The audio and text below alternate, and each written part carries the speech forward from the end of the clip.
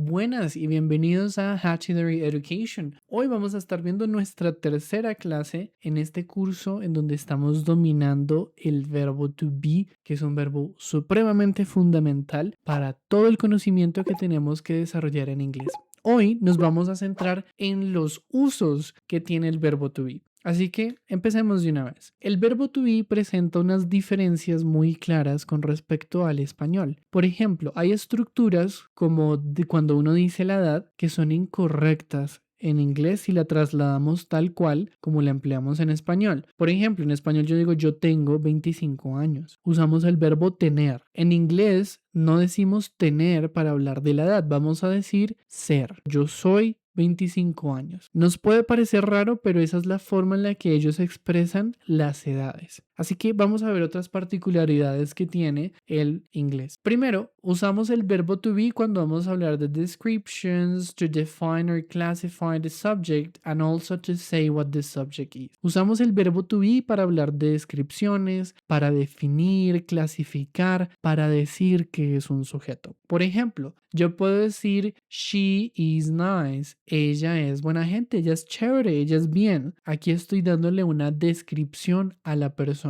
O por ejemplo, a cat is a domestic animal. Is a domestic animal. En este caso lo que yo estoy haciendo es clasificar al gato. A cat is a domestic animal. El gato es un animal doméstico. O por ejemplo, si yo quiero definir las cosas, Chicago is a city. Chicago es una ciudad. Entonces, en este caso, también yo estoy definiendo de una vez qué es Chicago. Ese es un primer uso que le damos al verbo to be. Segundo uso, cuando nosotros vamos a hablar de location, el lugar de donde se encuentra alguien. Por ejemplo, she is in San Francisco. She's in San Francisco. Ella está en San Francisco, ¿ok?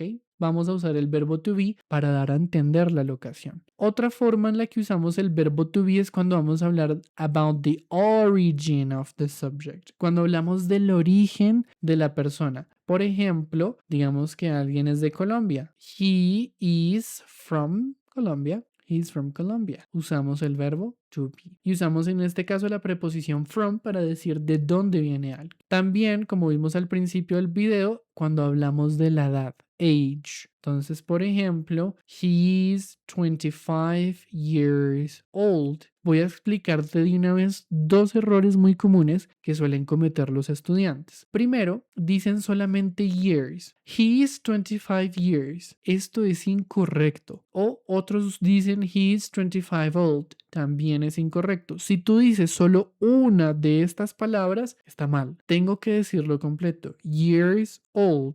Siempre. La única forma en la que es aceptado que yo no use el years ni el old es simplemente así. I am 25. Tengo 25. Pero yo no voy a decir I am 25 years porque yo necesito dar el complemento. I am 25 years old. Y aprovecho a darte un plus. La Y en inglés no se pronuncia como nuestra Y. Un Y. YouTube. Yellow. No. La Y es una I y la voy a pronunciar tal cual. Por eso yo digo YouTube, yellow, you, YouTube, yellow. Va a ser una I. Siempre va a ser una I. ¿Ok? Ese es un tip de pronunciación que te dejo para que puedas mejorar. Y por último, vamos a ver dos situaciones muy interesantes que se presentan en inglés. El primero es cuando yo voy a hablar del clima o cuando voy a hablar del tiempo. Por ejemplo, it is warm today. Hoy está haciendo calorcito. Hoy está acalorado. It is warm today. Primero, acá vamos a usar el sujeto it.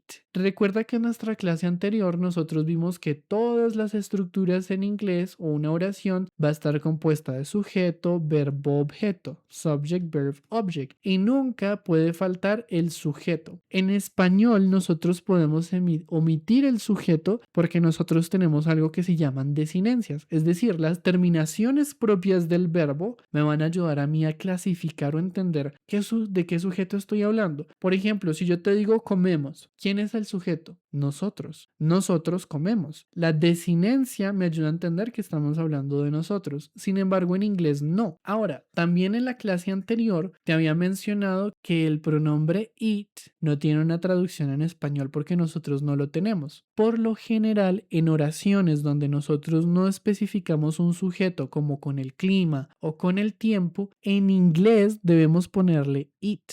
Siempre. Entonces, en español yo digo, el día está caliente o es caliente hoy o está caliente hoy. En este caso, está caliente hoy. ¿Quién es el sujeto? ¿Quién está realizando la acción? ¿O hay alguien que esté realizando una acción? No. Entonces, en este caso, voy a usar it porque necesita haber un sujeto. Lo mismo con el tiempo. Cuando yo digo, ¿qué horas son? Son las, por ejemplo, 8:52. En este caso, ¿quién está realizando una acción? ¿Hay alguien haciendo una acción? No. Entonces aquí en estos casos es cuando en inglés yo uso it. Y por cierto, con el tiempo voy a decir it is 8:52. ¿Ok? Y estos son los usos que tenemos en el inglés. En la siguiente clase vamos a hacer una clase práctica. Así que espero tus comentarios. See you there.